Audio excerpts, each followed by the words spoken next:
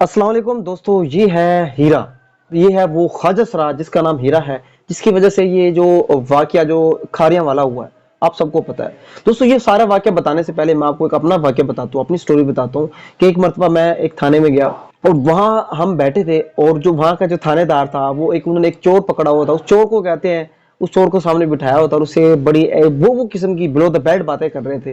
वो कह रहे थे भैया तू अपनी अपनी वाइफ को, मैं आपको उर्दू में बता रहा हूँ कि आप अपनी वाइफ को कब लेकर आएंगे, आप अपनी वाइफ को कब लेकर आएंगे, मतलब इसी का। और वो आगे से चोर जो कहता है, जो पकड़ के इसको मुजरिम को, जो मुलजिम कह लें, मुजरिम कह लें, चोर जो भी था, वो जो था वो कह रहा था जनाब जब आप कहेंगे हम ले आएंगे, जब आप कहेंगे सर, जब आप कहेंगे। मतलब यहाँ से अंदाजा लगा ले कि इनका जो है क्या रवैया है और इनके क्या करतूत हैं हमारे जो पुलिस का शोप है।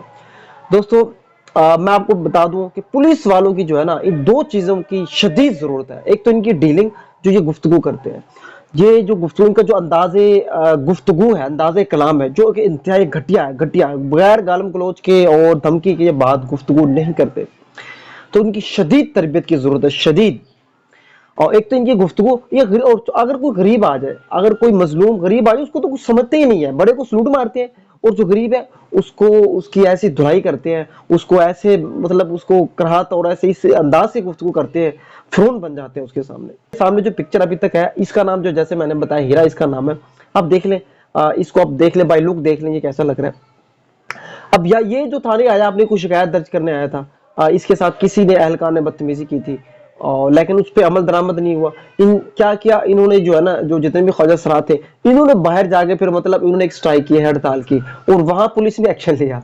आप देख ले, जब भी कोई स्ट्राइक करता है, हड़ताल प्रोटेस्ट करता है, तो पुलिस वाले माशाल्लाह वहां हमारे पहुंच जाते हैं, उन्होंने एक्शन लिया। और उसके बाद इन्होंने जो जितने भी ये ख्वाजा सरात थे, इन्होंने अपने पूरी कम्युनिटी को इकट्ठा किया, उनको बुलाया और उन्होंने फिर इनको जवाबी एक्शन किया। तो दोस्तों ये स्टोरी थी, ये कहानी थी।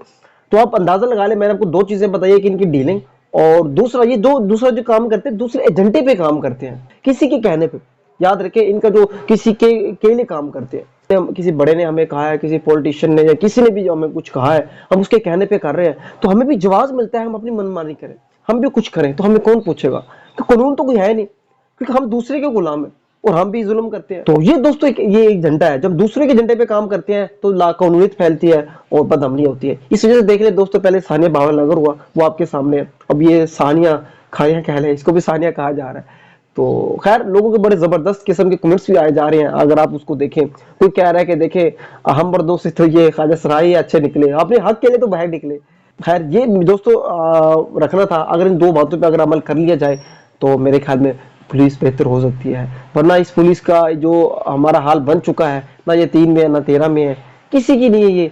और इन्होंने जो अपना हाल कर दिया, लोग यकीन के शर्म महसूस करते हैं अब इनके, क्योंकि असल तो हमारे मुहाफिज है, लेकिन अब ये हमारे मुहाफिज से ज्यादा हमें डर लगता है। मतलब इनसे गुफ्तगू करें, बात करें, इनको डर लगता है, पता नहीं क्या करेंगे।